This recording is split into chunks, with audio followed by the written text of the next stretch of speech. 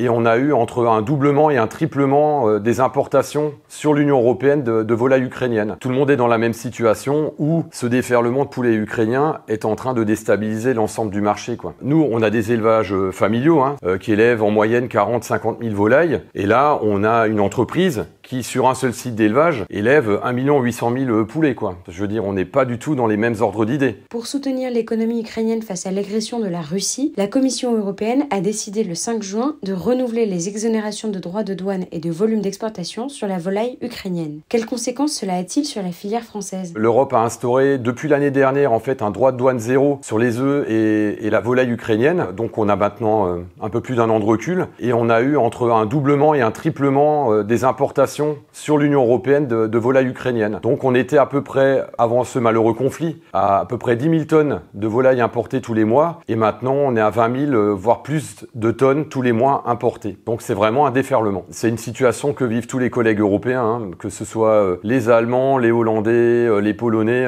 tout le monde est dans la même situation où ce déferlement de poulets ukrainiens est en train de déstabiliser l'ensemble du marché, quoi. Cette mesure de droit de douane zéro n'existe que pour l'Ukraine. Alors il y a différents accords de libre-échange que l'Union européenne a déjà signés et qu'on dénonce également, parce qu'aujourd'hui la viande en volume la plus importée en Europe, c'est la viande de poulet. On est à plus d'1 million de tonnes d'importation. Donc déjà, on est dans une situation énorme en termes d'importation, et là ça vient encore se rajouter et mettre encore plus en difficulté notre filière française. Si on laisse importer des volailles qui sont pas produites dans les mêmes conditions de production que les nôtres, ça crée des distorsions de concurrence. Le différentiel de prix, ça va quand même du simple au double. On peut dire que le kilo de blanc de poulet en France, il est produit pour du poulet du quotidien à 4,80 € et le kilo de blanc de poulet produit en Ukraine est à 2,40 €. Aujourd'hui, on vit les effets directs quand même des importations ukrainiennes en France. Dans l'ensemble des secteurs de l'élevage de volailles, on a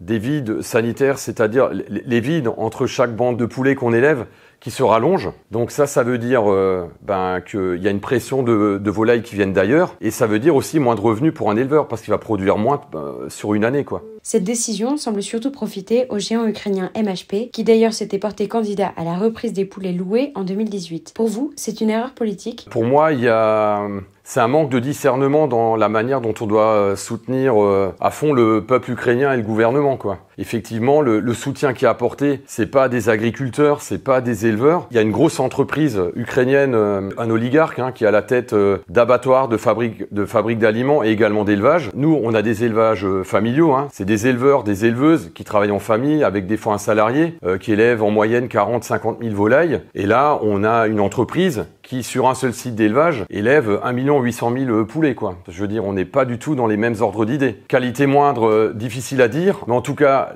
la certitude qu'on a, c'est qu'elles ne sont pas produites dans les mêmes conditions de production, que ce soit sur le volet sanitaire, environnemental ou même bien-être animal, où les choses sont quand même très encadrées chez nous dans l'Union européenne, quoi. Quelles sont donc vos demandes pour protéger la filière ? Nous, notre demande, c'est d'activer la clause de sauvegarde au niveau de l'Union européenne pour que la Commission européenne, après, puisse discerner là où il faut faire de l'aide ou pas. Et nous, la demande qu'on fait, c'est que cette clause de sauvegarde soit activée le plus rapidement possible pour empêcher que des volailles à bas prix rentrent sur le marché européen qui le déstabilisent, et c'est le cas aujourd'hui. Il y a un vrai sujet qui est l'origine des viandes. C'est un vrai cheval de bataille aussi pour nous, la filière. C'est que on ait une réglementation qui soit beaucoup plus stricte, qui informe beaucoup mieux les consommateurs, qui soit précisée au niveau européen, parce que ça n'est pas le cas. Alors ça l'est en France, avec le logo volaille française. On sait, nous, imposer cette exigence, mais ça n'est pas le cas des pays autour de nous. Il y a beaucoup de volailles qui transitent par des grands ports de commerce, ou sur lesquels